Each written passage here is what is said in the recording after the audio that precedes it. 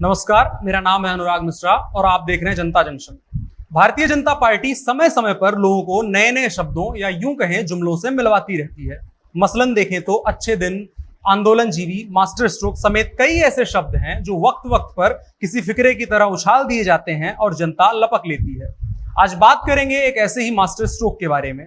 Master stroke यानी एक ऐसा स्ट्रोक जो एकदम कारीगरी के साथ खेला गया हो, यानी फुल मास्टरी के साथ, जैसे सचिन तेंदुलकर का स्ट्रेट ड्राइव, विवियन रिचर्ड का पुल शॉट, और उसी फहरिस्त में आते हैं मोदी जी के फैसले जो मास्टर स्ट्रोक से कतई नीचे नहीं होते हैं। आज हम आपको मिलवाएंगे या यूं कहें थोड़ा तह तक जाकर देखेंगे कुछ ऐसे ही मास्टर स्ट्रोक्स को।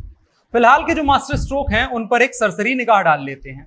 400 railway station, 90 train, 1400 kilometre railway track, 15 railway stadium, 265 railway गोदाम, 25 हवाई अड्डे, 26,700 किलोमीटर सड़क, 14,917 मोबाइल टावर और गैस पाइपलाइन। ना, इतने बनाए नहीं जाएंगे, बल्कि ये बने बनाए इन सामानों को सरकार ने ऑन सेल डाल दिया है, यानी अब इनके सर्वाधिकार प्राइवेट कंपनियों के पास सुरक्षित कर दिए जाएंगे। और ये गिनती बस एक ही मास्टर स्ट्रोक की है, बाकी इतने सारे हैं कि एक वीडियो में उनको समा पाना थोड़ा कठिन है। तो आज बात करते हैं सबसे ताजे मास्टर स्ट्रोक की। खैर, मोदी जी ने तर्क देते हुए कहा था कि संस्थाओं को महज इसलिए नहीं चलाया जा सकता कि उससे लोगों का पेट भर रहा है। बिल्कुल सत्य है, संस्थाएं इसलिए बिल्कुल नहीं चलाई जानी चाहिए कि वे कुछ लोगों का पेट भर रही हैं, बल्कि इसलिए चलनी चाहिए कि वे कुछ लोगों की जेबें भर रही हैं। खैर, पलट के आते हैं मास्टर स्ट्रोक पर।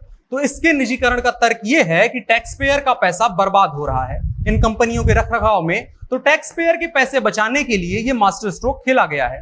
लेकिन संभवतः यह बताना भूल गए कि वो टैक्स पेयर उन्हीं कंपनियों और संस्थाओं के कर्मचारी हैं जिनको कि आम भाषा में लोअर मिडिल क्लास कहा जाता है।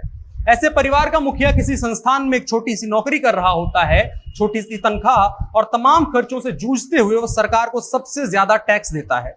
और ये सब करने की हिम्मत आती है उसको उस छोटी सी नौकरी के भरोसे, क्योंकि उसको पता है कि कुछ भी हो जाए ये नौकरी नहीं जाएगी। लेकिन ऐसे मास्टर स्ट्रोक तो उसके पूरे बॉलिंग करियर को तबाह कर देंगे। खैर, मोदी जी ने किया है तो कुछ सोच के ही किया होगा कि भरोसे हम बढ़ते हैं अगली खबर की तरफ। अगली खबर मास्टर स्ट्रोक नहीं, स्ट्रेट ड्राइव है। जी हाँ, निर्मला ताई यानी निर्मला सीतारमण जी के द्वारा खेला गया है। निर्मला जी ने साफ साफ कह दिया है कि पेट्रोल के दामों में कोई कटौती नहीं की जाएगी, यानी कि जो भी टैक्स केंद्र सरकार की तरफ से लिया जा रहा है उसमें किसी भी तरह की कमी की उम्मीद ना रखें। अगर राज्यों का जनहित करने का बहुत मन हो रहा है तो अपने टैक्स में कमी कर सकते हैं, जिसके जवाब में राज्यों ने हाथ खड़े करते हुए कहा कि हमको हमारा हिस्सा ही समय पर नहीं मिल रहा है, हम तो केंद्र की तरफ आंख बिठाए बैठे हैं। ऐसे में केंद्रों का राज्य के पाले में गेट डालना, फेंकना बेईमानी है। खैर, अब तक राज्यों ने खास कोई कदम नहीं उठाए हैं, लेकिन आइए समझने की कोशिश करते हैं तेल के इस खेल को। अब जैसे समझने के लिए मानते हैं कि दिल्ली में एक दिन पेट्रोल की कीमत 95 रुपए होती है, तो इंडियन ऑयल का आधार मूल्य लगभग 35 रुपए 50 पैसे होगा, जिस पर लगभग 40 पैसे ढुलाई खर्च लगेगा। यानी अब पेट्रोल डीलर को 35 रुपए 90 पैसे का पड़ा। इसके बाद इस पर उत्पाद शुल्क लगेगा लगभग 33 रुपए, जो कि केंद्र सरकार का है। डीलर का कमीशन लगा 3 रुपए 80 पैसे। अब कुल जोड़कर 22% दिल्ली सरकार का वैट यानी वैल्यू एडेड टैक्स लगा, जो करीबन 22 रुपए के हुआ। इन सबको जोड़कर देखें तो कुल मूल्य 95 रुपए हुआ। ये जो आंकड़े हैं वो प्रतीकात्मक रूप से फार्मूला समझाने के लिए हैं, क्योंकि तेल की कीमतों में आजकल 10-20 पैसों की भारी कमी की जा रही है। इंडियन एक्सप्रेस में प्रकाशित एक रिपोर्ट की माने तो दिल्ली में राज्य और केंद्र मिलाकर डीजल पर 141% और पेट्रोल पर 180% कर वसूलते हैं। समय समय पर यह कर घटता बढ़ता रहता है।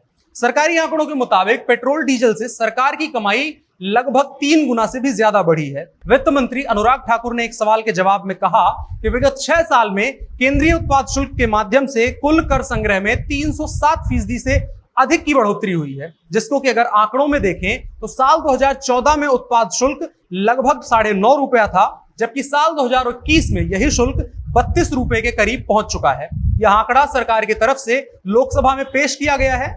इन आंकड़ों की माने तो पेट्रोल और डीजल सरकार की कमाई, खासकर केंद्र सरकार की कमाई का सबसे गाढ़ा और बड़ा जरिया बना हुआ है। जाहिर है, इतने सालों में विकास की गाड़ी का तेल भरने के लिए सरकार जनता का ही तेल निकालेगी, क्योंकि भारत में तेल निकलने का एक ही जरिया है। खैर, जितने कॉन्फिडेंस से निर्मला जी ने कहा है कि केंद्र किसी भी कीमत पर तेल की कीमतों में राहत नहीं देगा, उसी यकीन के साथ जनता के बीच में वोट भी मांगने जाएंगे, क्योंकि जनता भी उसी यकीन के साथ कुछ कहने की तैयारी के साथ जरूर बैठी होगी। खैर, इससे ज्यादा कुछ कहा गया तो बात बाउंड्री लाइन के बाहर जाने की संभावना है और नाम लेकर बात करना खराब बात है। दुष्यंत कुमार तो पहले ही कह गए हैं कि मत कहो आकाश में कोहरा घना है, यह तो किसी की व्यक्तिगत आलोचना है। तो आज के अंक में इतना ही। देखते रहिए जनता जंक्शन, जल्द मिलेंगे अगले अंक में। तब तक अगर आप ये वीडियो YouTube पर देख रहे हैं तो जनता जंक्शन को सब्सक्राइब करें, और अगर Facebook पर देख रहे हैं तो पेज को लाइक करें ताकि खबरों की सप्लाई लगातार बनी रहे। धन्यवाद।